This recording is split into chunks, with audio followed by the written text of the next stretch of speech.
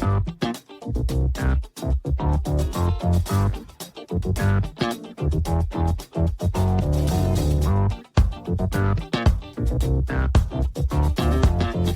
folks, and welcome to the Daily Ratings Podcast. It's a show where each week we're going to be sitting down with Vincent Daly to get his thoughts on the latest movies he's been watching, both older films and new releases. And don't worry, there's no spoilers. Vince will give a brief review of the movie, share some thoughts, and of course, then rate the film. The daily ratings are always fair, honest, and most importantly, they're consistent. On today's show, Vince will be rating and reviewing. We have a director's study here for you folks. So, we are covering 5 films from Yorgos Lanthimos. First, going to his kind of directorial debut with Dogtooth from 2009. Then, The Lobster, The Killing of the Sacred Deer, The Favorite, and finally, newly released now in theaters, Bugonia. So it is a Lanthimos week, folks. Let's get weird and crazy. We'll get Vincent Daly in the room, hear what he has to say about these films. Stay tuned and enjoy the show.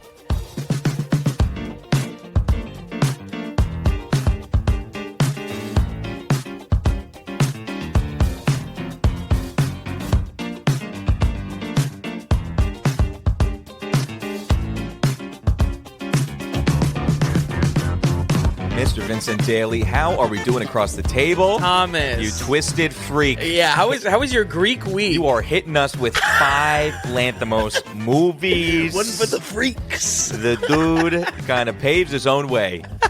I mean, he's a well-known director at this point to a lot of critics, and in the movie world is Yorgos Lanthimos, but he's got a style. He certainly does. I think, I mean, you're right on the money as far as, like, he is a name, even just as of recently, just because of how many movies he's released. Yeah.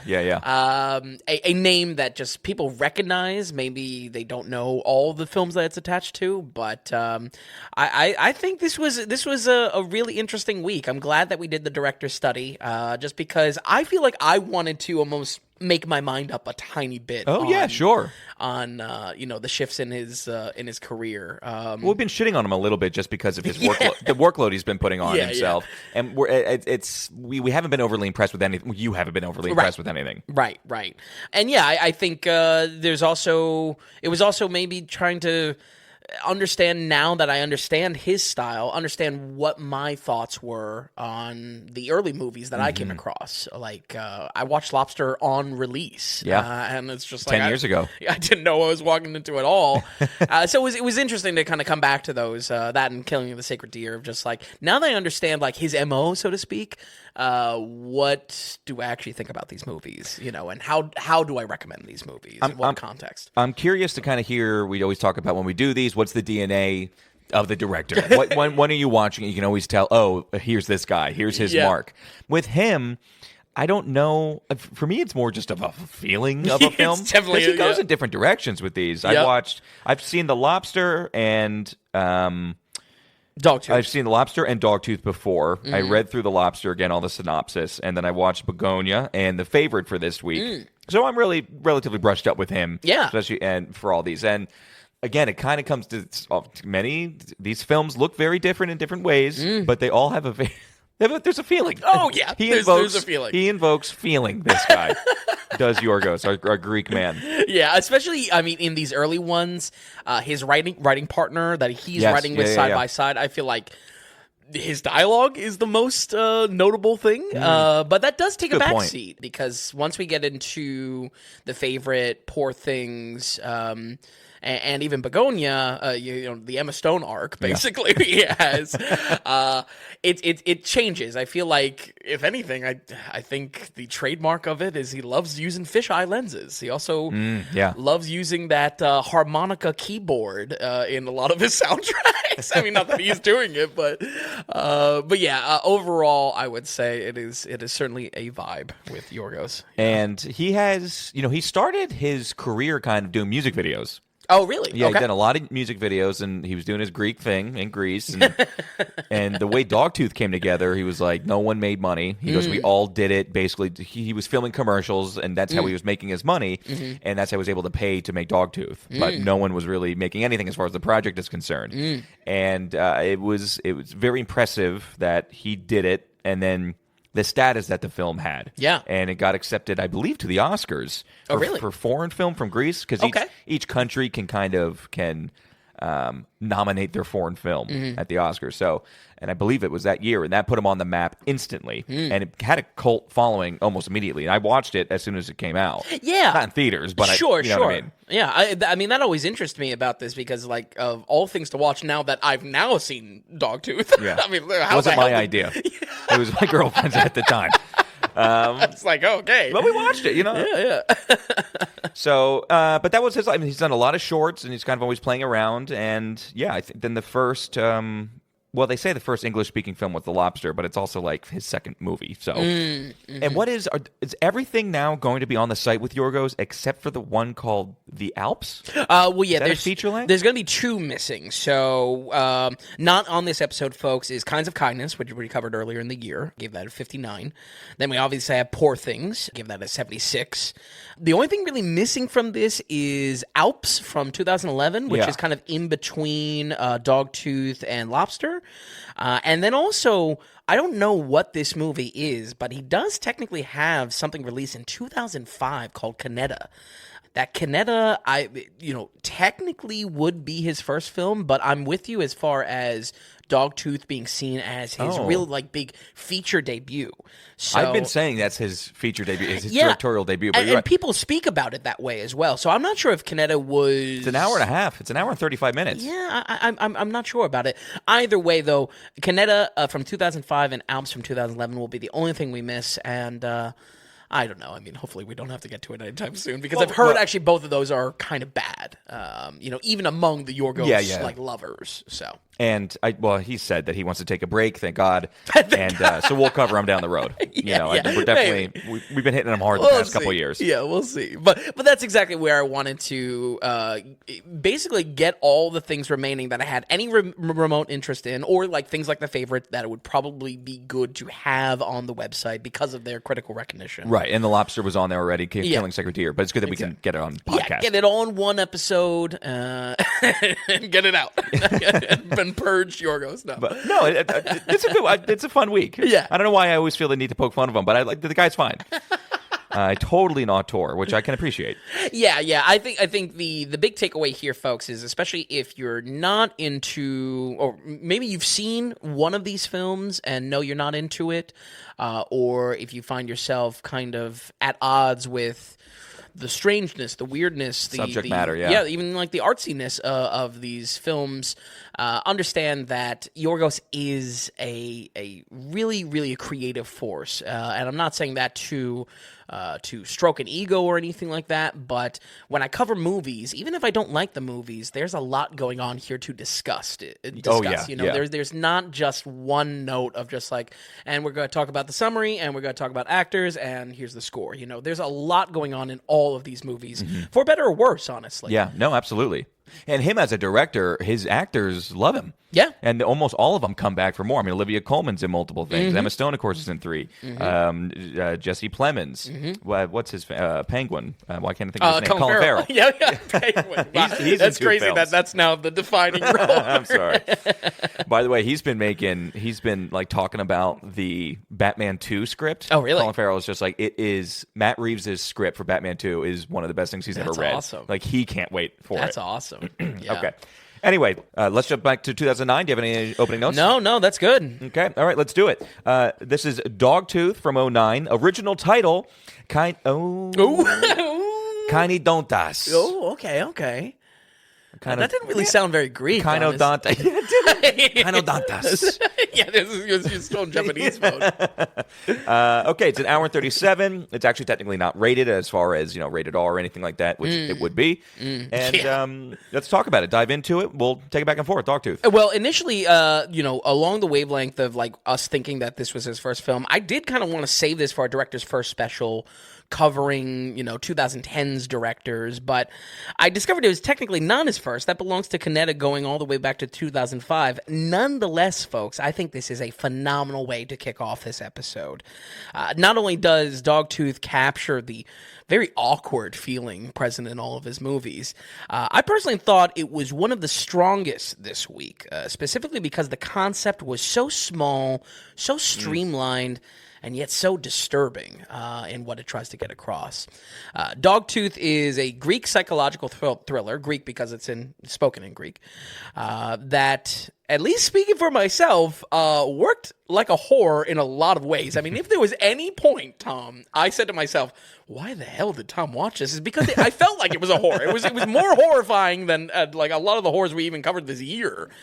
So that's where I was like, how did you ever turn this on? And it's really because the discomforting nature of it, right? Yes. It's maybe the enclosed too. We're very much in a house. Absolutely. It's looking on at something you know is wrong, and that's I feel like imagining the circumstances that allowed for this strange and disturbing family to exist is exactly where this worked for me. Set in a home that is isolated, we follow a father, mother, and 3 unusual quote-unquote children who don't seem to be children at all, held captive in this estate, covering all of their needs. A boy and 2 girls are emotionally abused and psychologically manipulated to the point of them developing mentally as nothing more than children. Their father seems to orchestrate this, with the viewer being wholly unaware of what possibly could motivate this experiment of sorts. Many rules dictate the kids' twisted home life, but only one keeps them trapped within the reality the father crafts for them. Once your right canine tooth falls out, you're old enough to leave. I'll fully admit I'm a bit of a dummy here. I didn't know your canine teeth don't fall out. I had to look that up. That's the whole gimmick. Right? Yeah.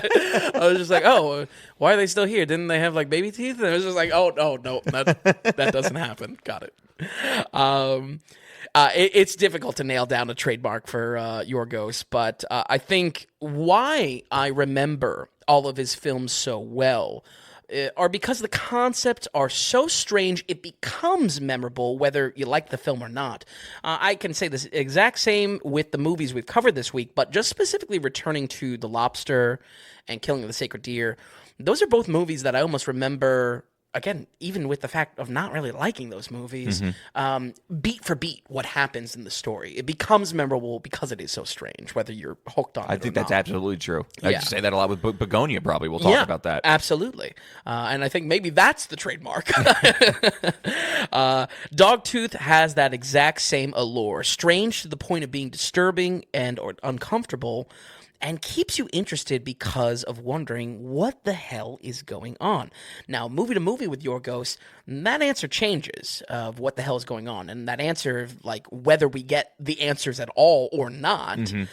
But this had me hooked quite a bit. I was very, very floored with this movie. Just the extent of how strangely and particular the father and mother craft this reality for these people. It became so interesting to peel that back slowly. And it gets just weirder and weirder. Yeah. More disturbing. Yeah, more disturbing because it's like you as the movie goes on, you begin to grasp the extent of this manipulation. Oh, they've got it locked down. It's just like these kids are not leaving. Yeah, it's like, oh shit. Like it became helpless because it's like, wow, I couldn't even imagine how far this went. This is not a recent development or, again, we don't really get the motives of the father, but, whatever this experiment is, we don't get a lot of insight into it. We only grasp it through seeing their day-to-day life and seeing how much is baked into that, how much history is baked into that.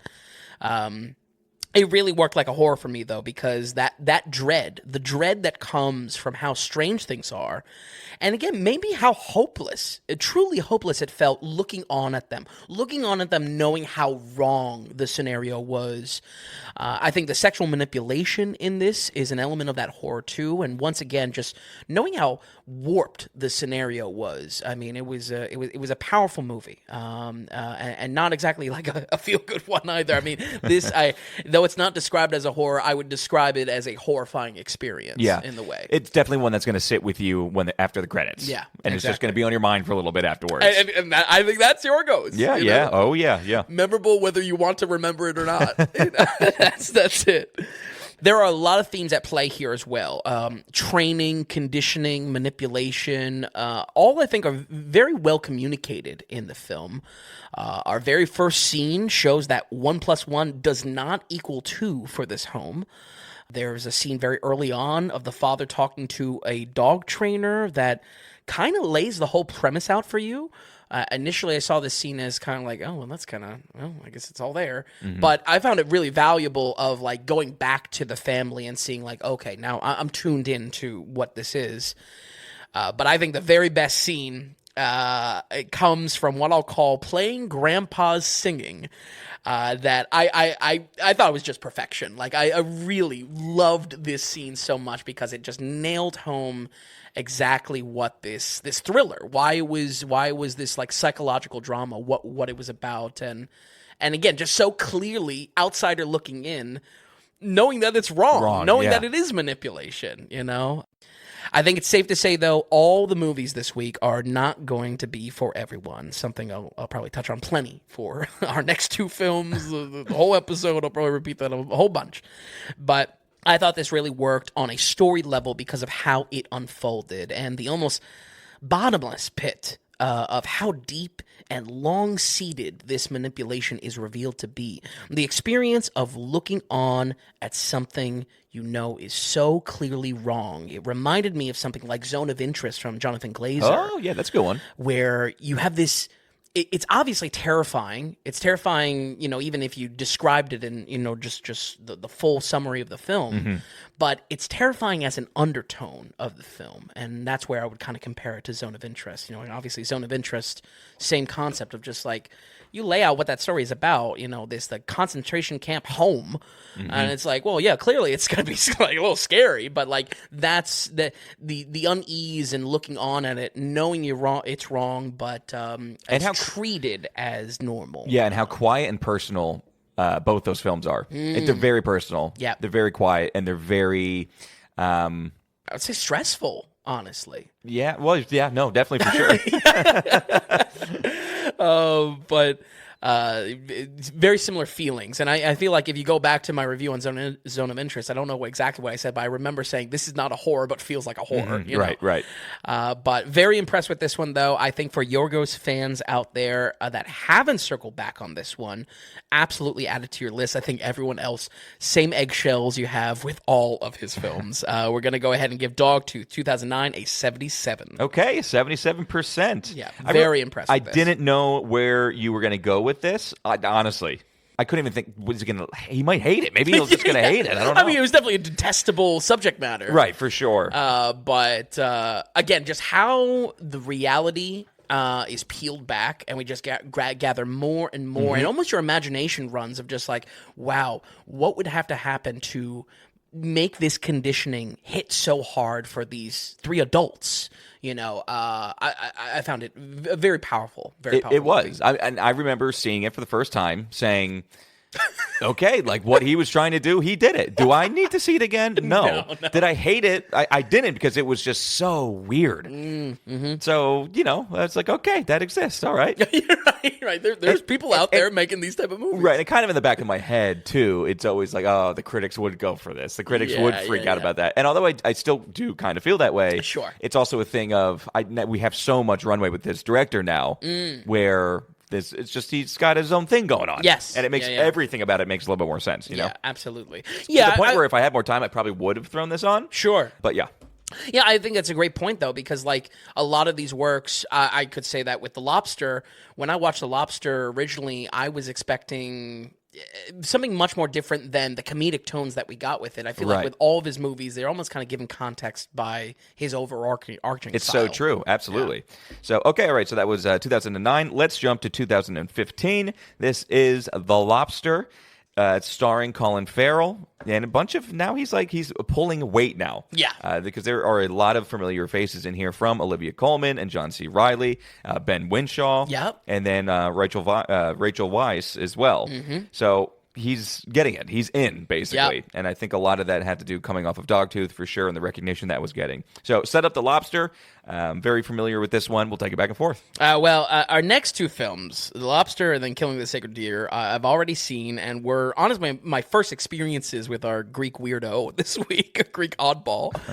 For both of these, I was a little harsh on my rating, but mostly it really was my real thoughts on this typical weird bullshit that he has in all of his films, if by the end that was worth it, if the weirdness was worth it by the end. And that's where I kind of want to structure at least The Lobster and Killing of the Sacred Deer, as they share a lot. The main common denominator is absolutely Yorgos's original writing partner on the first batch of movies from him. This is Dogtooth, Alps, Lobster, and Killing of the Sacred Deer, a name I'm really go trying ahead. I was hoping. Go ahead. Nope, say it. I'm trying to bleed it out as long as I can to try not to pronounce this. Themis Philippou? Themis? We'll just call him Themis Philippou. Yeah. We're going to call him EF for this episode. And I don't say it much because, again, I really didn't want to pronounce it. But almost exactly how I commented when we covered a lot of M. Night Shyamalan's dialogue. How the script sometimes works here. It certainly crafts an atmosphere for a strong premise. At other times, I feel like it works directly against what it needs to establish because you're too distracted by it. You're too distracted by the dialogue or the strangeness of it. Again, maybe that is the secret formula because I remember these movies much more than movies I even new movies I covered in January and February. You know what I mean? Held a gun to my head. I couldn't even tell you. But somehow I remember seeing this in 2015 and how absolutely. It made me feel. So... by the way, I remember when this came out and had some buzz because people were talking about it, whatever. Yes. I remember our friend group was talking about it. Yeah. And I really don't know why, especially since you didn't see Dogtooth. I mean, at this point, I'm the biggest fan of them, you know? 10 years ago. Yeah. We were sitting down on the couches and going through reviews at this point. Yes. So that was happening. Yep. Maybe that had something to do with it? Yeah. I mean, I definitely remember seeking this out on opening weekend, too. Maybe not opening weekend, but, you know. I wanted to go to the theater. Yeah. Yeah, in theaters. I saw this with my buddy from college, Andrew, who was like so not ready for this. But yeah, this was like the first okay, we're jumping into the weird with him. In a lot of ways, though, I agree with my original score. Even though I have a lot of appreciation for his films after this week, like I said just a bit ago, it's safe to say these movies are not for everyone, and this movie initially was not for me, and I still think it kind of still is not for me. The premise is pretty unique, though, and it's what drew me to the film right away when this released in 2015. The Lobster is a dark romantic comedy where the world mandates you have a romantic partner at all times, usually matched by a nonsense relationship trait to deem you are perfect for each other. It's really unclear how much of the world operates like this, or if this is mandated by the state or some governing power. We don't really get a lot of those details even by the very end.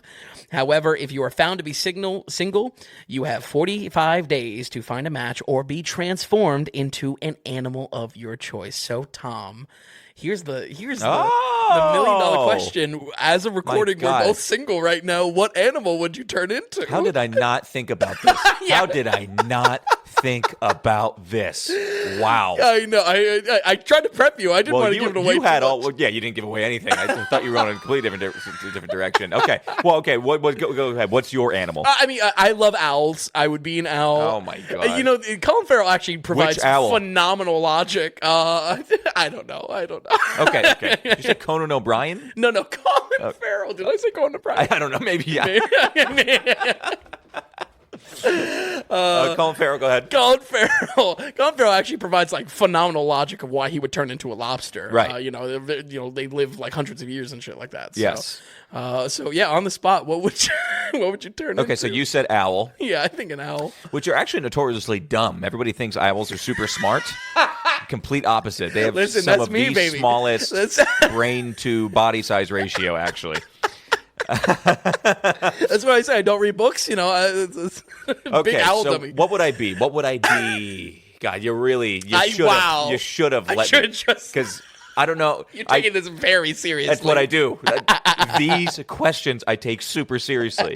If you ask me, like what your favorite fruit is and whatnot. It honestly, it debilitates me. It's a debilitating question. You think it's a paramount? It's a paramount importance because you don't really go. Because the thing is, it's not about what your favorite animal is, correct? Right. It's really you have to think strategically almost. Yeah. Well, listen, my choice is just my favorite animal, but I agree with you. Owl is your favorite animal? I think so. Owls have superpowers, man. We've been friends for what, 16, 17 years? I don't think I ever knew what your favorite animal was. I like owls a lot. Wow. I'd own an owl if I didn't need like a bunch of licenses for I can't believe that. How did I not know what your favorite animal was? I don't even know what I would guess. Anyway. I mean, like octopuses as well. Maybe octopus would actually be a strategic choice. Yeah, I don't talk about intelligence. If there's something going on, I don't know if I can handle that, honestly. I don't know. We'll go. Christ, I just can't even. I don't know. Can I come back to it? All right, we'll come back to it. I'm taking it way too seriously. We'll come back to it. This is exactly why I wanted to ask this question, because I knew you'd take it so seriously. What do you think because it immediately goes some of my favorite animals. I like bears. I like wolves. Sure. Right? Yeah. Classic. Right. I mean, as far as insects goes, dragonflies are cool. I love manta rays. Oh, interesting. Manta rays are sick. Insects might be the least strategic choice. Yeah, I'm not going to be an insect. I'm not going to be an insect at all.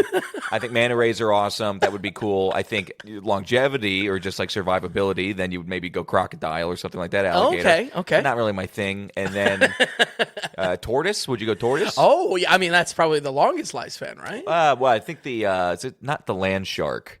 The Arctic something, or maybe it is the land shark, but I think the oldest one they found was over 400 years old or something like that. So I don't know if I would want to be. I think longevity would get. I don't want to live forever. I think that's a huge issue that comes with that. I mean, I have two that come to mind. You did do a presentation to our friend group one about bears. I mean, bears, yeah. There's that, and, pretty awesome. Rightfully so. You also do have an unnatural attachment to, I don't know what bird it is, but like a parakeet or something. I remember you really... you're talking about the African gray parrot. My aunt has one. Oh, okay. Just Echo. The African gray parrot. Yeah. Great bird. I would not be an African gray, though. I don't know.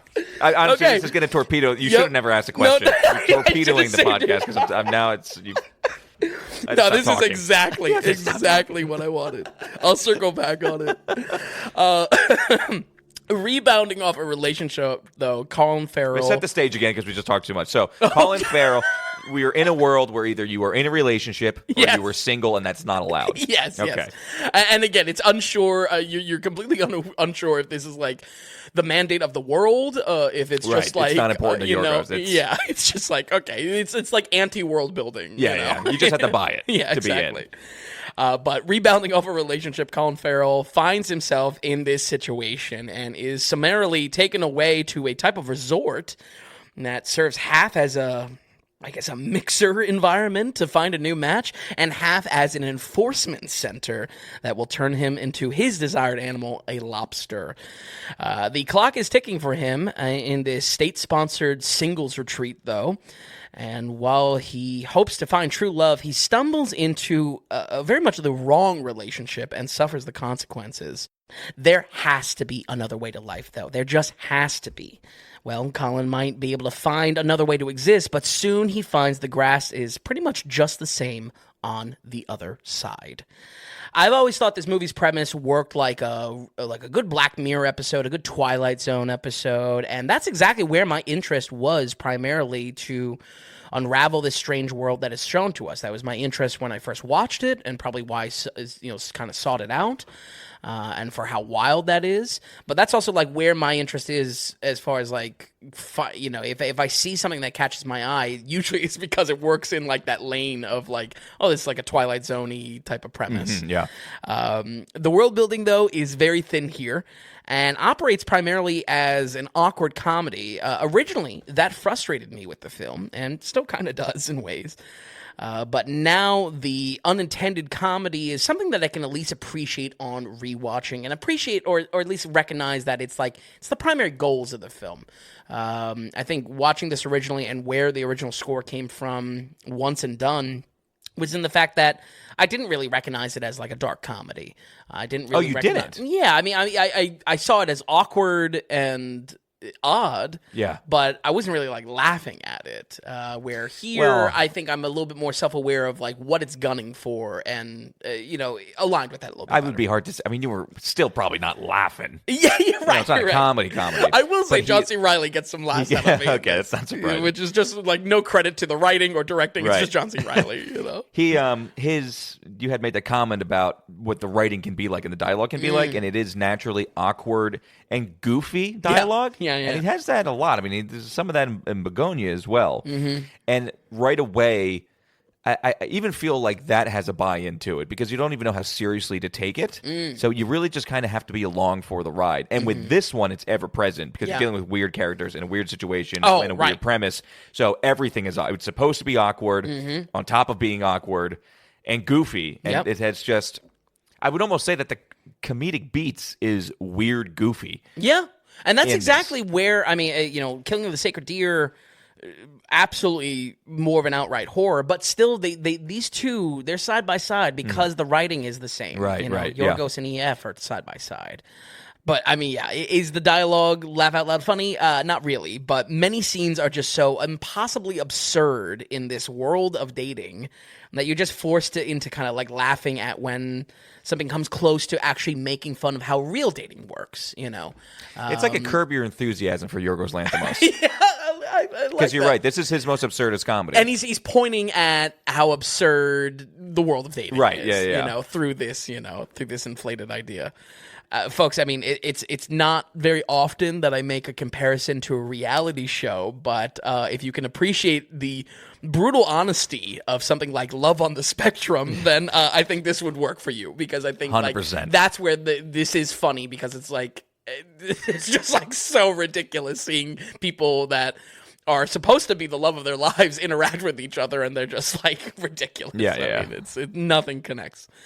I will say where I'm mostly striking the same on this, though, a lot of stuff does not work for me, and most of that is loaded in the back half of when the idea for the story just gets a bit looser, it gets a little bit more tired out, and been there, done that. The movie honestly gets a lot weaker, in my opinion, once we get into the second half. I think in that first half, it's just so strange and so quirky. It's easy to charm the audience with this, especially in all these small side characters that are going through their own like personal crisis about finding a match. But that same quality is continued throughout the film and just gets a little bit worn down by the end, because the concept's tied to expand it without anything else like world building or just like what's going on. It has that charm, but it has that charm alone. I don't feel like there's a lot to support the ideas of what's going on here. I did, however, enjoy the ending a lot more this time around, and almost exactly how I enjoyed the note that Dogtooth went out on. I suspect originally that did not work for me at all, and where that worth itness landed it on the lower half of scores. But I think my issue with this is still identical to the next film. Even if I can enjoy the strangeness or appreciate an aspect of Yorgos' vision, it's hard for me to recommend this in most scenarios. And I can't ignore a lot of things that are still frustrating about the film. So with that said, The Lobster 2015, the old score was a 42. We're going to bump that to a 52. Okay, 52%. A little bit more love. Yeah, a little bit more. It's still a challenging film, though. And because, again, there's just buy-in to this premise. And you're right, it's very thin. Yep. It's a very thin world building, and that's absolutely true. Because it just continues to get weird, awkward, goofy, stupid, honestly. Yeah. And it's not just a normal comedy at that. So you really kind of have to just sit down and enjoy it. Know what you're about to step into, I think can go a long way. Yeah. And maybe, that's Yorgos as a whole, but I really feel that about The Lobster specifically. Yeah, absolutely. Okay, all right. So 52% for that. I think I figured out my animal.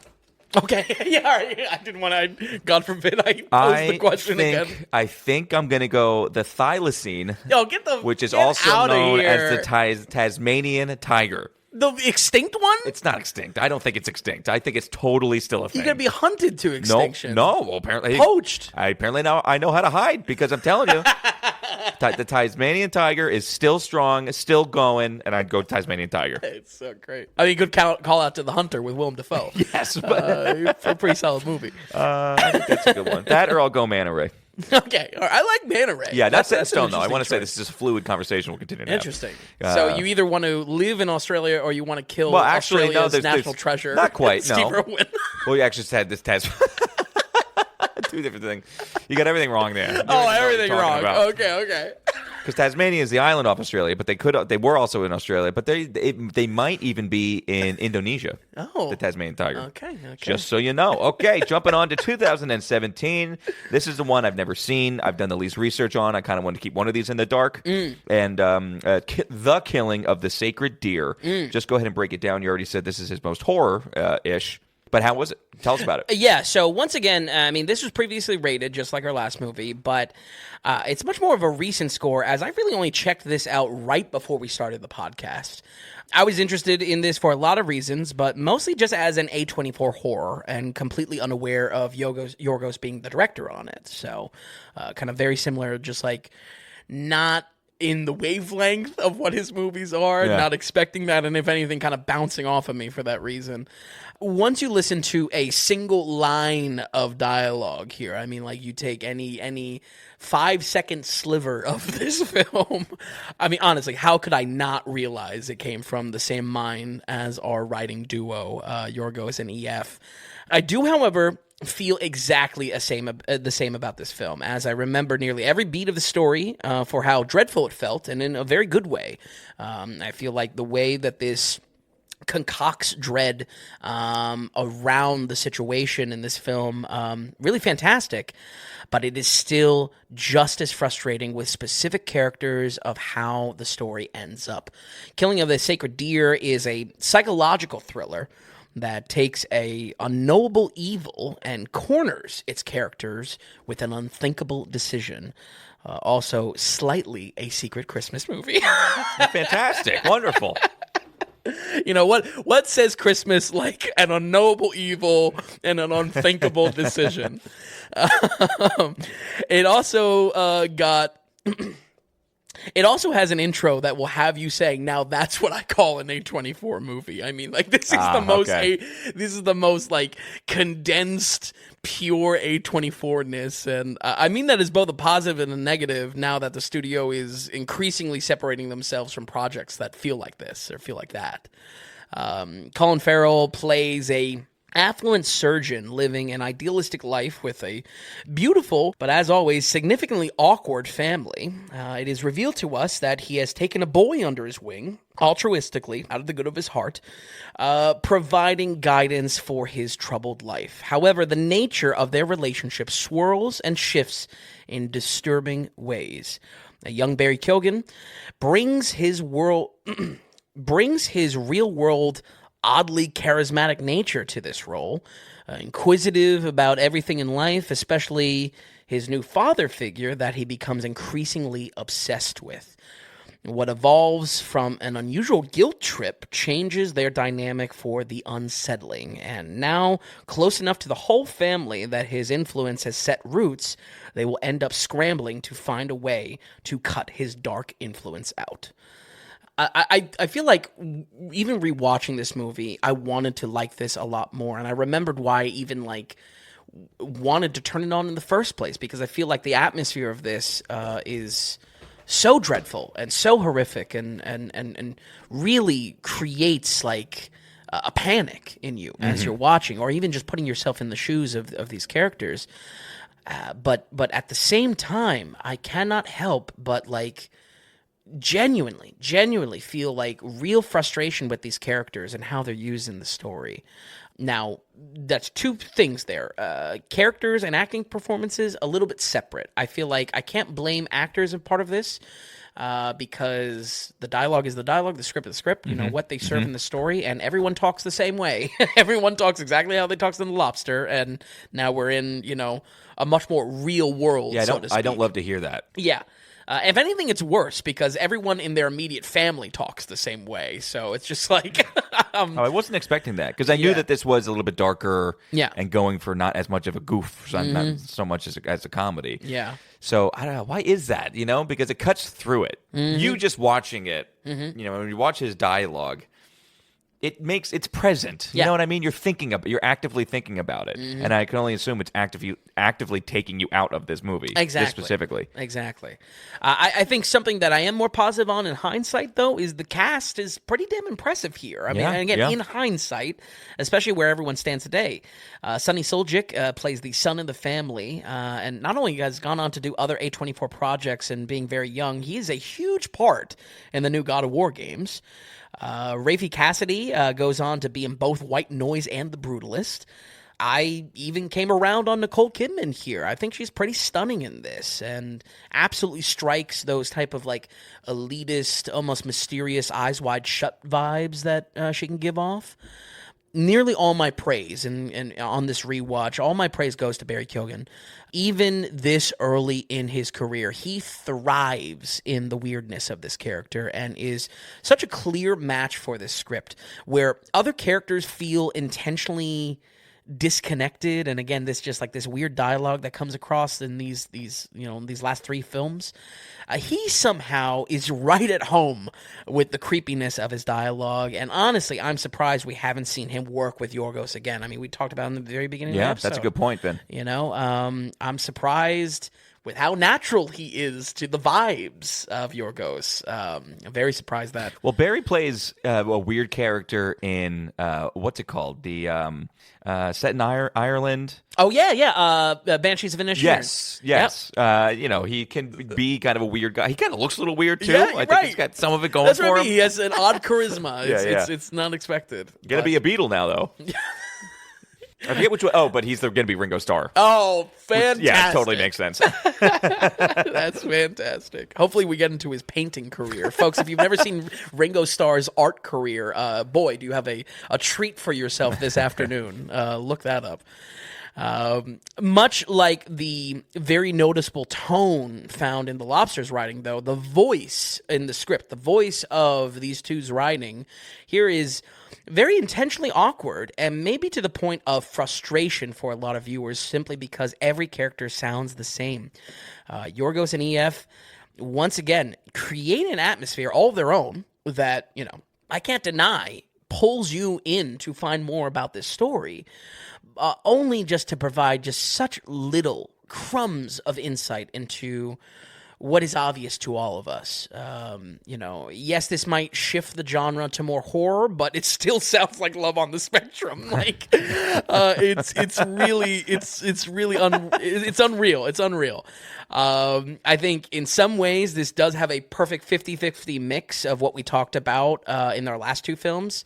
It's definitely got the dread and the hopelessness of Dogtooth, but there still are some like comedic notes from The Lobster in the sense that you're more so laughing nervously now at it. But I cannot shake that scenes in this just want to make me tear my hair out. Like, I just like,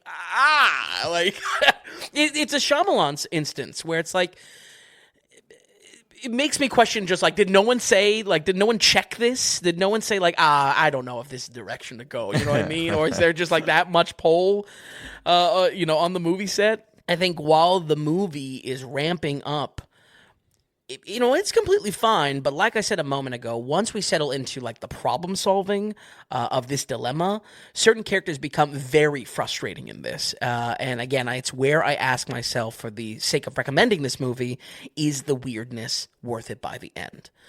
I would say most of my enjoyment rewatching this, now a bit older, is kind of all the parental rage that both Colin Farrell and Nicole Kidman sink into. I would say their outbursts in the story were very enjoyable for me. And specifically, really the only chance that we have as the viewer to kind of shake these characters with saying, like, why are you being so weird? Right, right.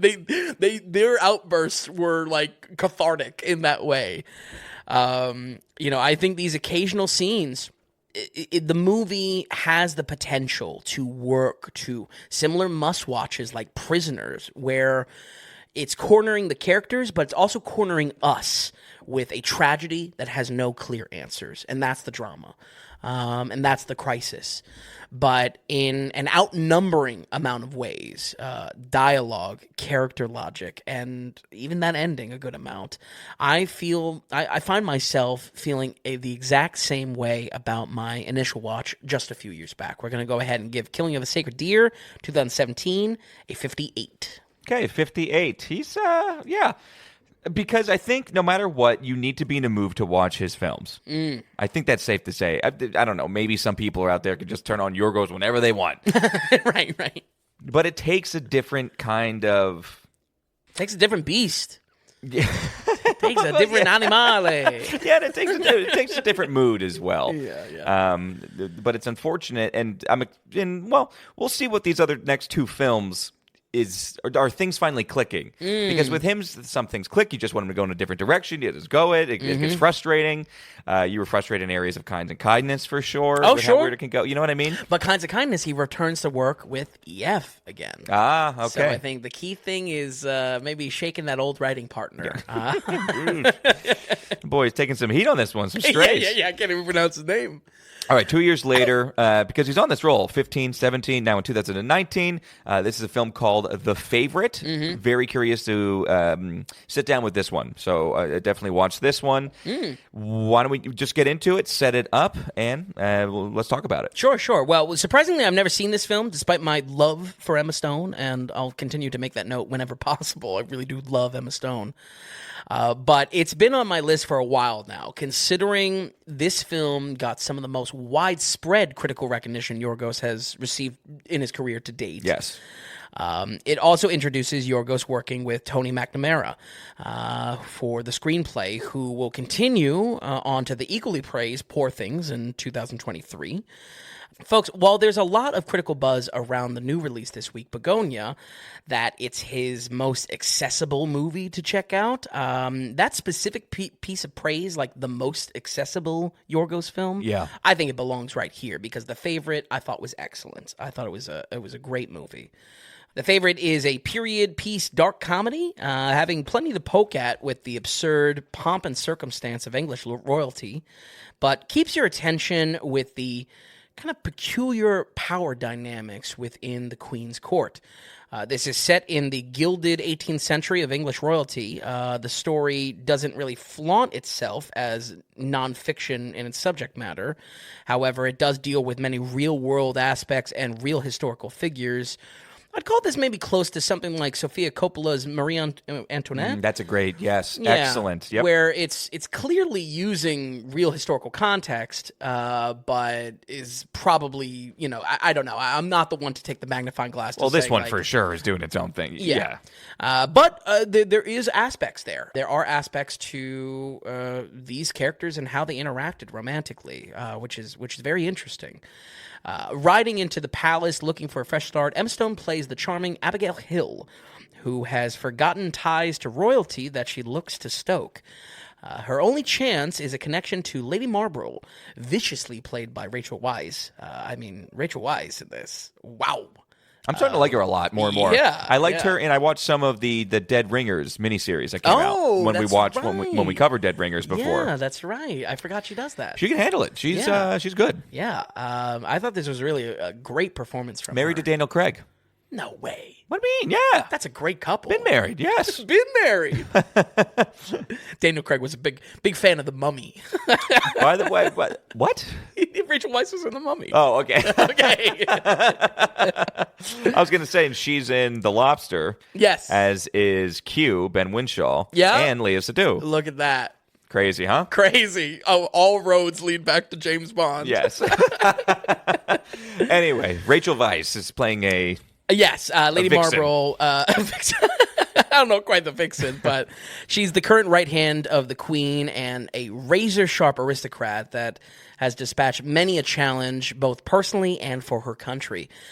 Queen Anne is the heart they are both after, and quickly begins to spark a rivalry between the two as she rises through the court with little more than her own survival instincts to guide her. Olivia Colman has one hell of a queen to play, though. whose almost manic-depressive nature leaves both of our girls on constant uneasy ground, unsure who is indeed the favorite.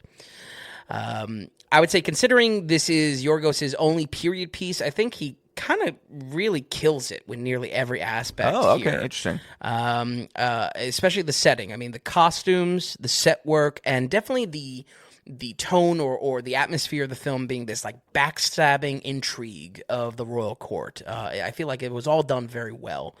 This was accordingly, as any kind of period piece is gunning for, nominated for a whopping 10 Oscars, with the single win going to our girl, Olivia Colman. And similarly, Oscar bait-wise, this reminded me a lot of Amadeus from 1984, where, I compared these two films, or they kind of, that comparison struck out to me exactly in how the comedy and the tone of this royal setting, it hits you differently. You expect it to be more stuffy. You expect it to be, it's a period piece, all right, it's going to be a little bit boring and whatnot. I feel like instead it uses this royal setting to lend to petty rivalries and a less serious tone that you might expect, and just how effortlessly funny that can be throughout the story. Let me push back on that a little bit. Okay. And it's not that I completely disagree with you, but I couldn't help myself while watching it. It's almost like, wow, here's a story. Yorgos wanted the core to the story of what we're watching. It's almost like he came over that and was like, it would be great to just do a period piece with that. Oh, right. And I say that in the sense of just because watching it, I'm not going to say the costumes do look good. Right. And, and not that makes they found a huge great difference. Well, no, come on. It can make a huge difference if you're doing a period piece. Right. It seems like, you want to make it feel like you're back there in the time. They found a great mansion or whatever. They found a great estate to deal with it. But I couldn't help but feel that all of it was kind of taking a back seat, and I was still watching something a little bit more modern, or something I could just feel the fingerprints on this more. Oh, okay. So as far as a period, take Phantom Thread, okay, which was also 2018, correct? Yes. But this is 19 though. Different periods though. I actually saw it as 18. I know you've been saying 19. Have I been saying 19? I think so. Shit, I think you're right. I think it's 18. I think it's 18. Son of a bitch. No, that's all right. I figured it was like a kind of, as we encounter, one of those like border releases. It could be, but also once again with him, why would I think it's 18? Because he came out with the film in 2017. But that's how this guy works. Right. Okay, my apologies for that. So anyway, but like a Phantom Thread, I understand the period pieces are different, but what I'm saying is it feels like Paul Thomas Anderson, what he does with that, I don't know, it takes you back to that time in that genre so well. It feels it.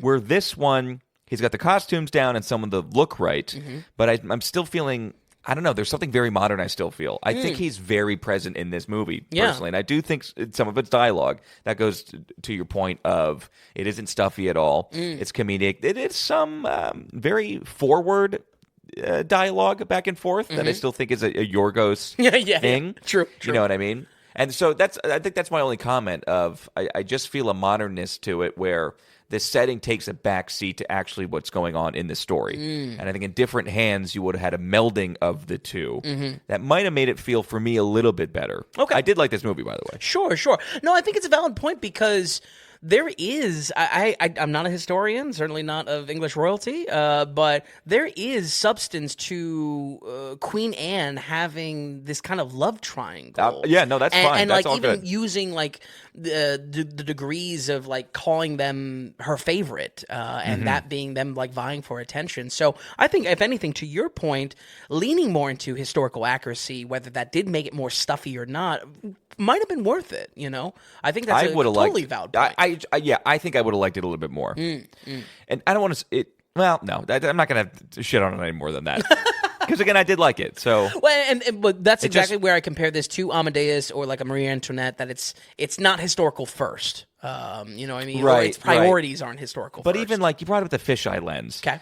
I think Yorgos he uses it I think lot Yorgos in is this. really loud in this movie. Oh, okay. I'm very present of the director is doing director's something hand. unique in this film. Sure. In this scene. Yep.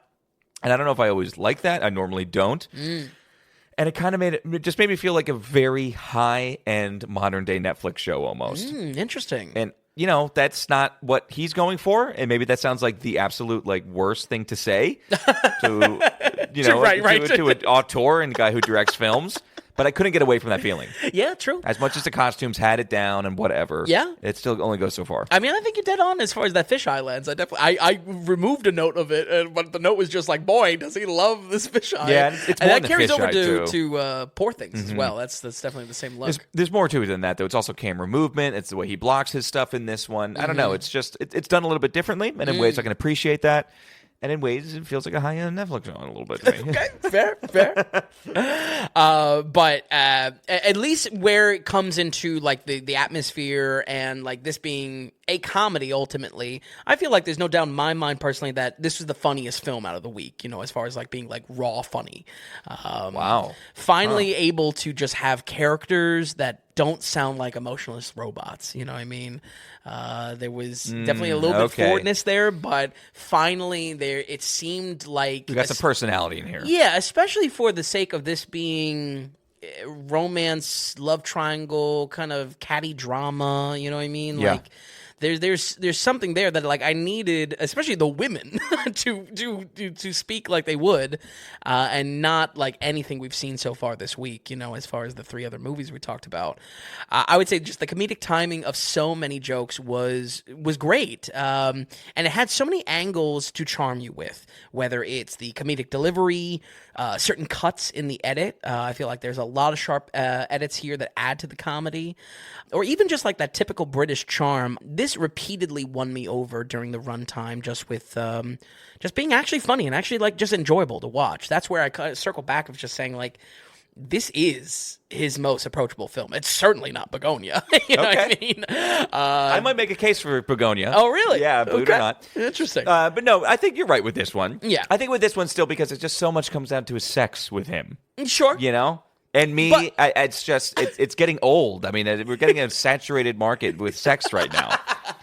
And I don't know. I just think I get that that's the story. I understand that. Yeah, that I would say, unfortunately, just like Poor Things, it is inseparable from the story. Now, you know, I mean, it's kind of the character's arc, right? For sure. Now, the only thing is, I don't consider this a comedy. I think that there were comedic beats here or there. Oh, like really? Olivia Colman and just the way how she acts. Yeah. But it's funny. I personally didn't think I was watching a comedy. Oh, really? I thought this was like actually funny. I mean, maybe you're right. Granted, we get to the subjectivity of that, you know, but yeah, I mean, I think look in the edit of how a lot of things are cut. Pretty much anytime Emma Stone is speaking with, why can't I think of him? Lex Luthor, Nicholas Hoult. Yes. Anytime he's speaking with Holt's character, who's a ridiculous Whig politician, I mean, just like the edits are just so sharp on like cutting on a comedic note. You're right. You know what? You're right. Yeah, it is a little bit more of. You're right. Also, Emma Stone's like fake crying, which is so good in it. She's so good at fake. I mean, it's like Easy A, basically. Like that's the same approach to it.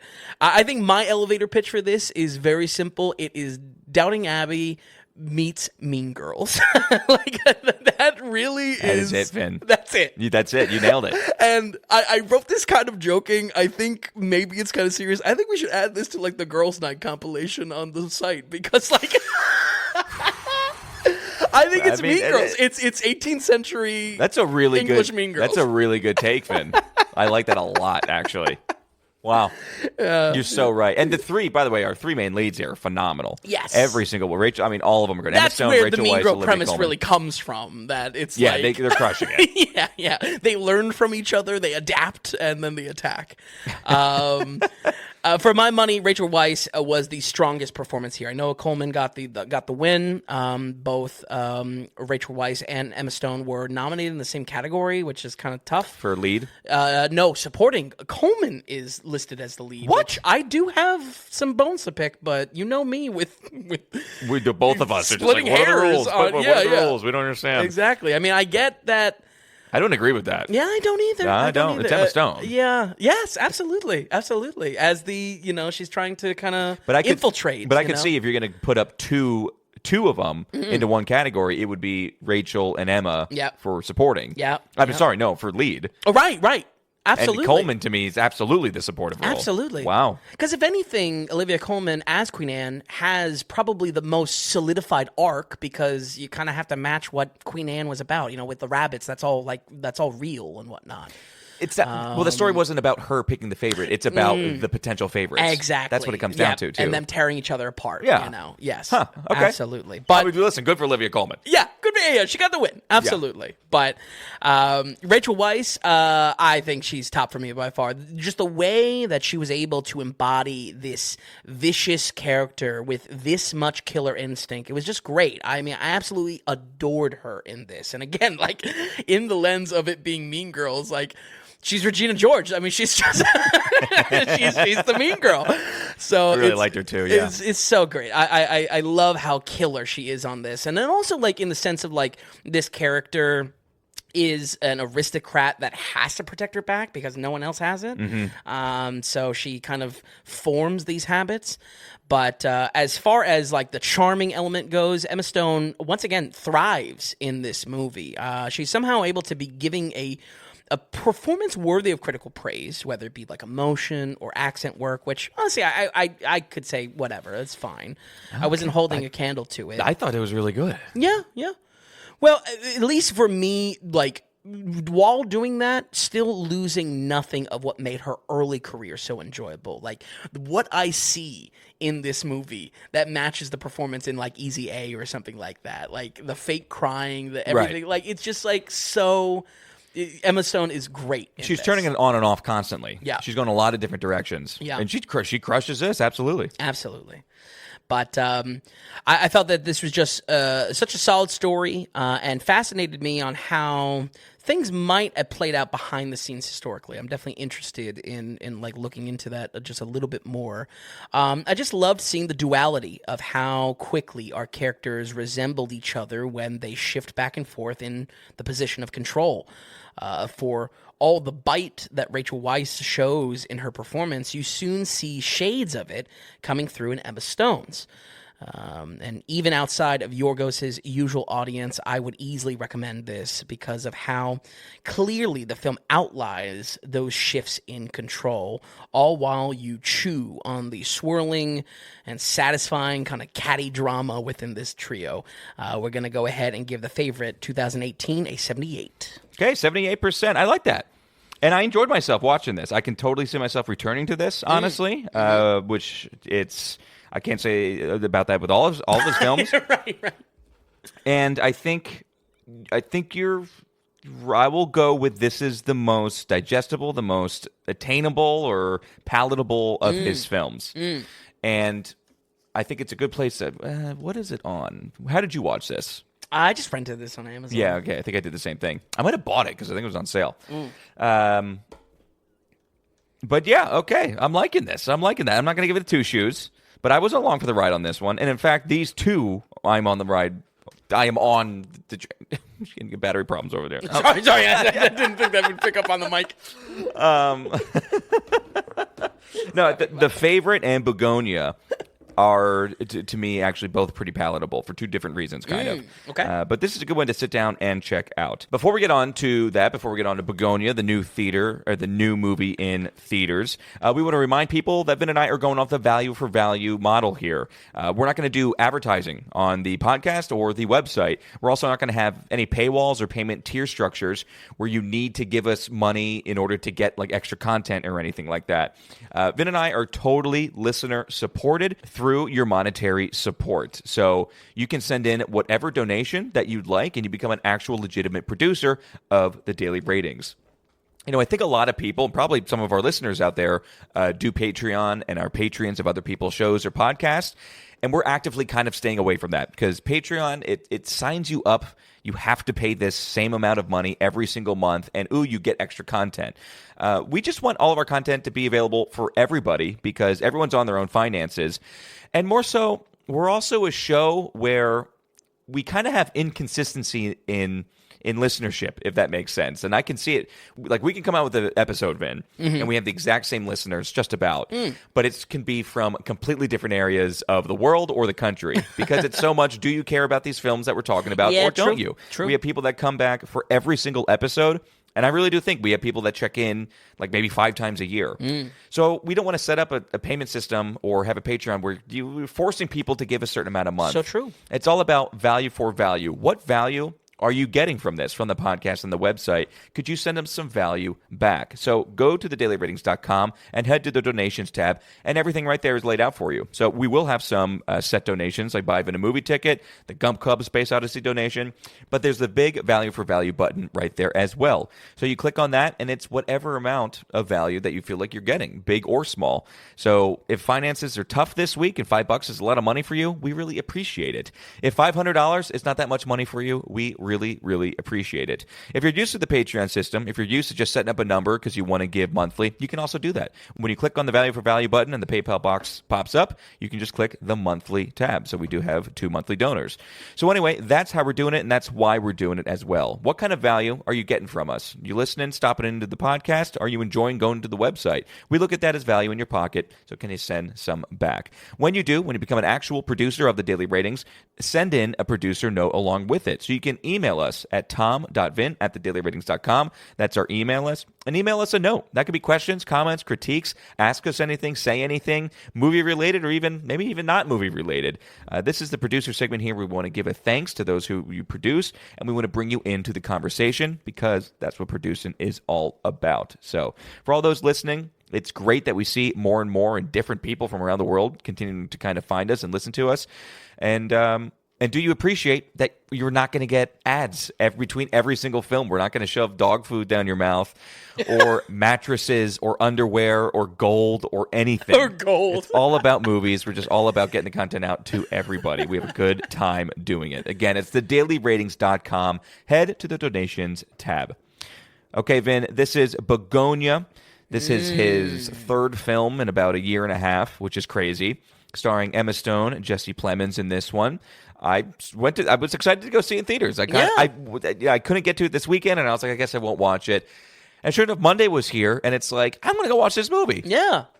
Only 2 hours, and I say just set it up right away, and we'll kind of talk about it. Yeah, well, yeah. I mean, leading up to this, I kind of felt myself getting more and more hyped, which was probably not the best, not knowing what I was going to get. Did you watch trailers at all, by the way? Or? Yeah. I've definitely been aware of this one. I think it worked against me with this film because I just shouldn't have been hyped at all, honestly. Wow. Okay. All right.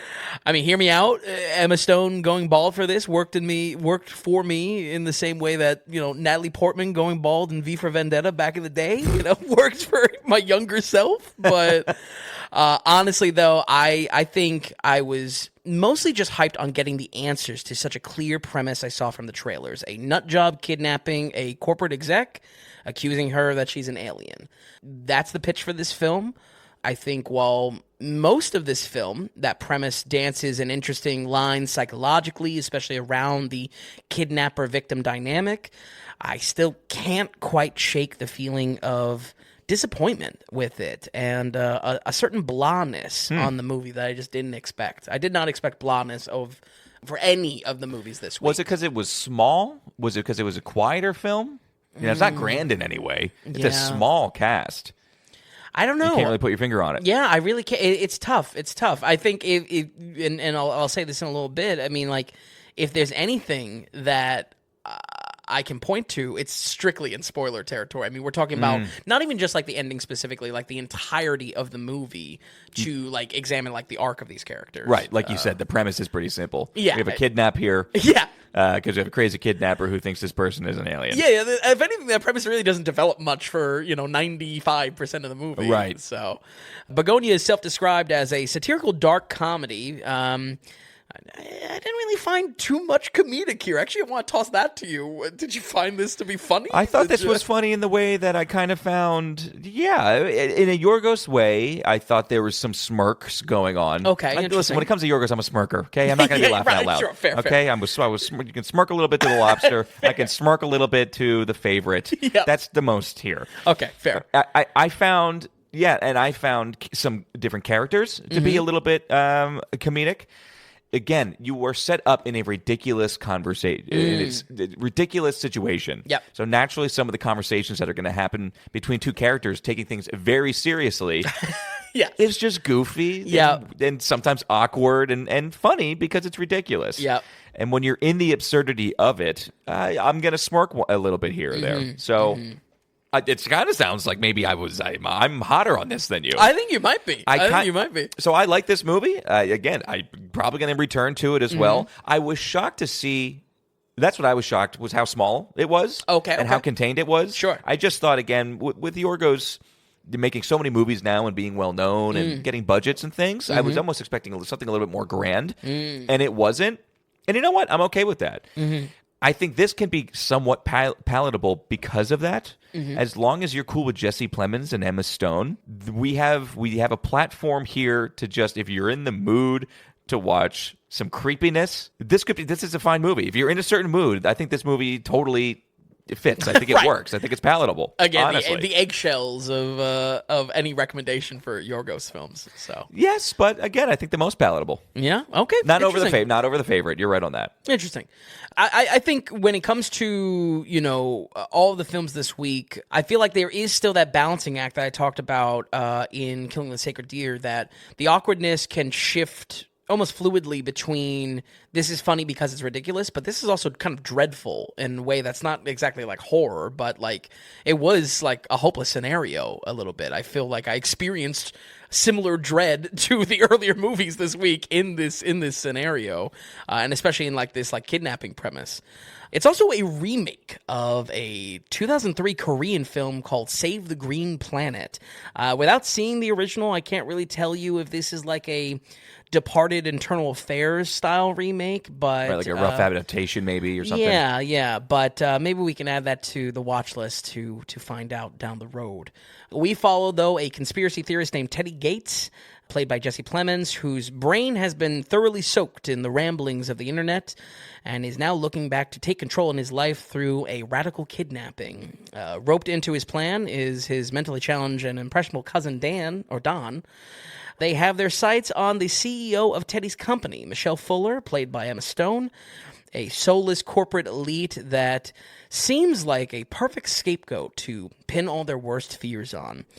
Teddy devoutly claims that she is an alien mastermind from the Andromeda Galaxy, and almost anything she can do to disprove that notion is seen as smokescreen that has been used to sedate humanity for too long.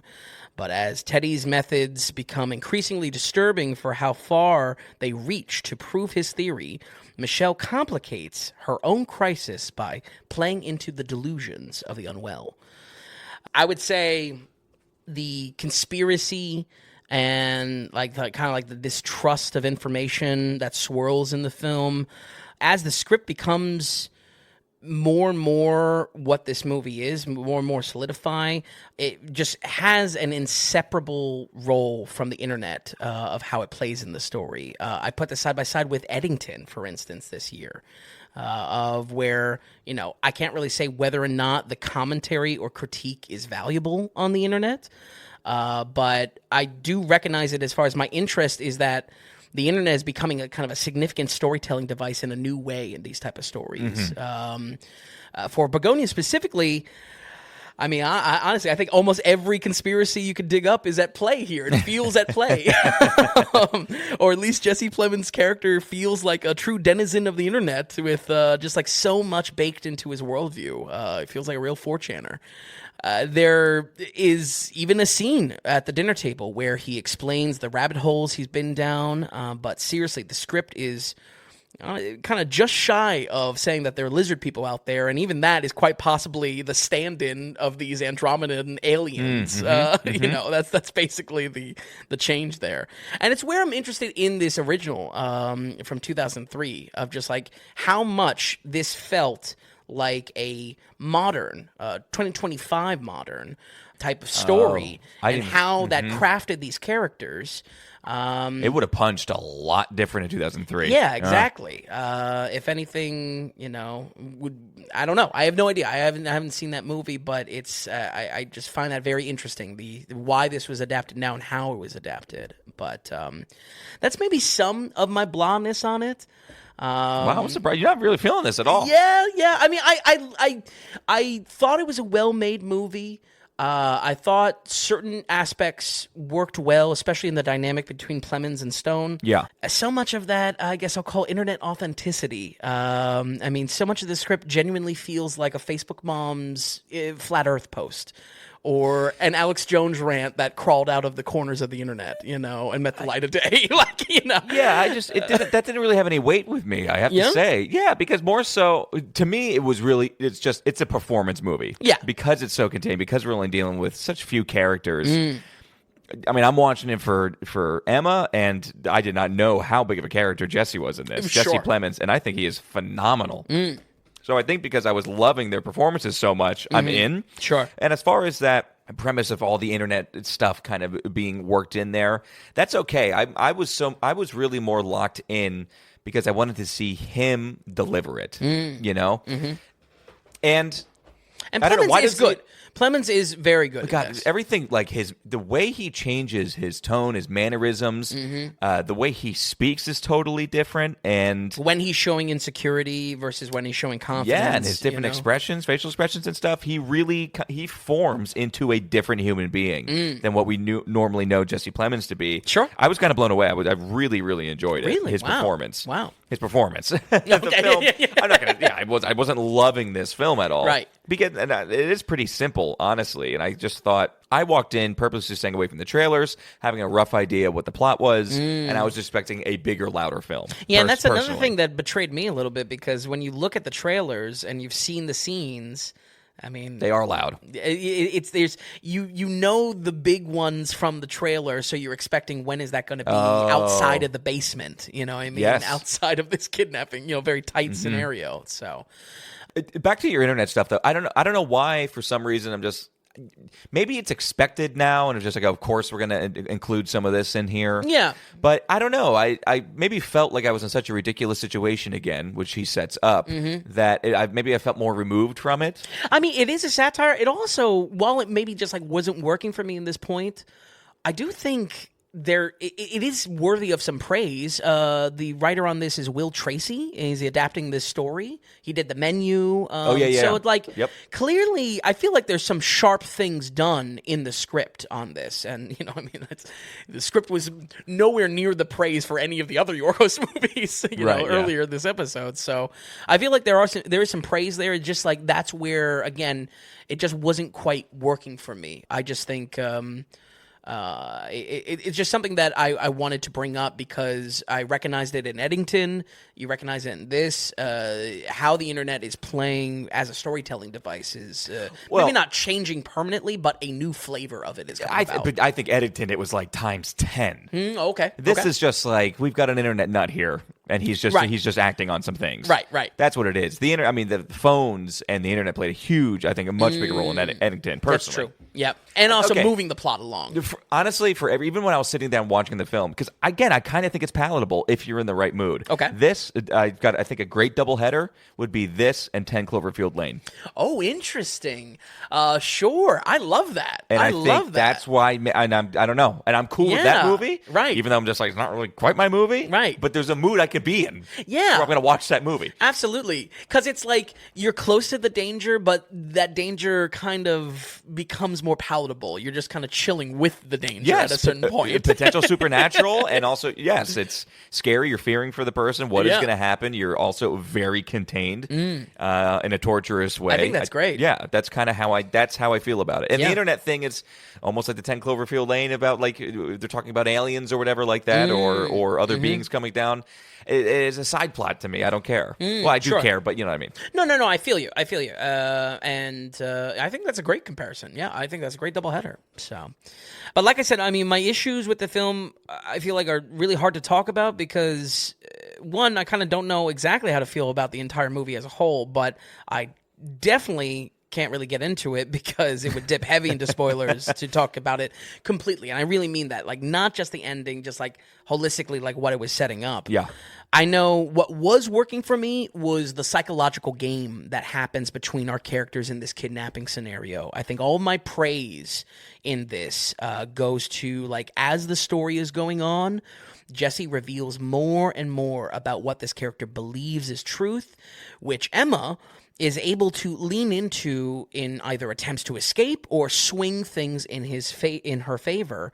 And I think the best moments are the ones where you kind of genuinely question who's actually in control here. Mm-hmm. Yes, on paper, I mean, obviously she's being kidnapped. She's chained up, but there are moments where that swirls, that shifts a little bit, and I found that to be very interesting. All of the delusions Teddy shares starts to become a weakness that Michelle, as the character, can manipulate with her cutthroat mentality. At some point in the script, she says a line that she says, "I'm a winner and you're a loser. That's fucking life." And it really captured what I felt was interesting about this dynamic of how she sees the situation as yet another to just take charge and take control over. Mm-hmm, yeah. She doesn't see herself as like in any kind of threat from these. Right. And that's maybe where it is kind of funny. It was just like, these are fools, and she doesn't actually see herself in any real danger. But I was most hooked when the film lays out that there's manipulation on both sides of this scenario and how she uses the delusions of her captors to her advantage. Now, I can't say in good faith that the ending throws all of that out, but I can tell you I was certainly left feeling that way. I thought like that was absolutely what was working for me, and I mean it's not really about that. I think this was going to be a coin toss for you. Yeah. At the end of the movie. Again, I think it's a bit of self-inflicted overhype that's at play here, but I seriously can't shake the blondness of the film, despite plenty of things to talk about, and that's where I really circle back with, what we talk about this whole episode, that, like it or not, these films are very memorable and stand out to you. And I think that in itself, almost regardless of scores, is worth checking out. And I feel like almost attack the summaries or the premises of these reviews to see if one of these is right for you. With that said, though, we're going to go ahead and give Bugonia a 66. Okay, 66%. An overall blondness it's kind of a good way to. The blondness is in this film. Yeah. I don't want to overhype it here. I mean, look, I like that you liked it more than me. Yeah, I really do. See, because here's the difference. You went in expecting, being excited, and me, I just went in to be like, I should go watch this. Right. Let's get it done. And again, I didn't watch a single trailer. So it's so funny, you saying that you were waiting for certain elements. Yes. You saw the trailer waiting for certain elements. That was me with One Battle After Another. No, yes, so true. I remember you noting that, Get me to Leo in the robe talking to his daughter. Right, and I had to wait 45 minutes for it. That's a good point. Modern day trailers, just take some notes here. If you're listening, stay away from trailers. 66% for Bugonia, and I don't know. I would just reiterate: if you're in a 10 Cloverfield Lane kind of mood, give this a try. Sure. If you're a person who really enjoys that movie, and your name's not Vincent Daly, maybe also give this a try. But the smallness of it and the containedness of it does make a blondness on the film, which I was not expecting this far into his career. Mm-hmm. Yeah, if anything, this is similar in scope to Kinds of Kindness. Granted, that was like 3 little movies in an anthology, but similar thing where it's like, not only are these films very close in production dates, they feel small as well. So it makes me kind of look at those production dates and I'm like, give some more time in the oven. Yeah, you know what I mean? 100%. Yeah. Exactly right. Yeah. And I think he's feeling that too, to be honest about it. So, okay, 66%, Vin. This is great. I'm glad we covered him and that we covered 2 films of his. Again, we do have Kinds of Kindness and Poor Things on there. Yep. I don't know. Can you just give your overall thoughts on Yorgos Lanthimos? It comes back to memorable, whether you want it or not. But I mean, like, do you like him? Like, I mean, these scores, some of these are not all that impressive. Do you know what I mean? Yeah. Well, the thing is that tears me on it is that I really like Dogtooth and I really like The Favorite. The Favorite, I don't think represents Yorgos that much because there's so many other factors at play. The nonfiction angle, the more comedic vibe. It's too much to represent his mainstream of movies, or what he produces. But at the same time, like, I love Dogtooth and just like how strange it was. So it's like, it's got to be the right dice roll, I guess, on him. So when he comes out, because I feel like Speaking of Ari Aster, I think when Ari Aster comes out with a movie next, I can see you getting. I feel like you would still get excited about that. Yeah, I would. Do you get? I don't know. Well, no, I shouldn't. That's a perfect example of something I shouldn't get excited for. I don't get excited for Yorgos. Yes. And haven't. Yeah. And I've been a bigger fan than longer than you for the guy. Before it was cool. Yeah, that's just my overall feeling with him. You know, some of this is the hypersexuality of it, and also just the overwhelming weirdness of it. It's a thing that makes him a very different, very specific kind of director. Yeah. And I think Ari Aster was a producer somewhere on Bugonia, I think. I think you're right. Or just like throughout his career. Yeah. Talk about peers, because I feel like the specifically trying to recommend these films are so difficult. Both of them as directors are so difficult. Yorgos specifically, it is memorable whether you want to remember it or not. That's exactly right. Anything else to say on these films, Vin? Or roll credits? Talk about next week. What do you got? Well, like I said, again, listen to the premises of these films, because if you think the story as kind of an elevator pitch will work for you, I would say give it a shot, even beyond my scores. For next week, though, we are on to another director study. There's going to be a lot left on the burner for stuff coming out. Predator Badlands, Die My Love, Nuremberg, all things that I'll happily circle back for. Next week, it is Tom's worst nightmare. Yeah, Vince really put me through the ringer. We have Yorgos Lanthimos week. And next week we have a Guillermo del Toro week. Guillermo del Toro study. Can't wait. 5 films. 5 films. Listen, this is not a revenge against Tom. This is not also built up budget for not doing Halloween movies during October. But we are doing a 5 spot for Del Toro. Of course, Frankenstein is the new release on Netflix. Yeah, who knows? I've heard like so much all over the spectrum. I'm at the very point, good and very, very bad. Can't wait to see it. Yeah, not because I'm excited. Right. But just so we can call heads or tails. Bingo. But really excited to get some of his earlier work on the website. Shape of Water, Pan's Labyrinth, Crimson Peak, and Chronos is what I'm looking at for the 4 other slots. Those are not in order of release, but I believe all of those kind of capture the fantastical, kind of not magical, but magical realism to his type of his movies, and where they kind of cross into fantasy with horror. So I'm really excited for this week. Yeah, I'm excited to call heads or tails on Frankenstein. We'll see. Okay. We'll see if the gothic horror continues after this. I can't wait to see. I'm going to come with a lot of notes. Yeah. I do plan on doing actually a lot of notes. Yeah. Because as much bitching I do on Del Toro, I think I said this before on the podcast, I need to put pen to paper. Yeah. And really tell the people why. Right, exactly. And you have a vendetta, so that's not true. That's not true. I don't have a vendetta. He's the one who makes the projects. I'm just the one that has to deal with them and actually see them. Deal with them. All right. Listen, Guillermo del Toro. Guillermo del Toro, 5 films next week, folks. As far as this week goes, Vin, thank you so much for watching these Lanthimos films. Folks at home, we'll write it down one more time. We've got Dogtooth with a 77%, The Lobster with a 52%, The Killing of a Sacred Deer with a 58%, The Favorite with a 78%, and lastly, Bugonia with a 66%. Week after week, we thank you for stopping by and giving us a listen, folks. It's always a blast, always a good time. We'll see you on the new show for Tuesday morning, and we'll get Vincent Daly right back here next Thursday on the Daily Ratings Podcast.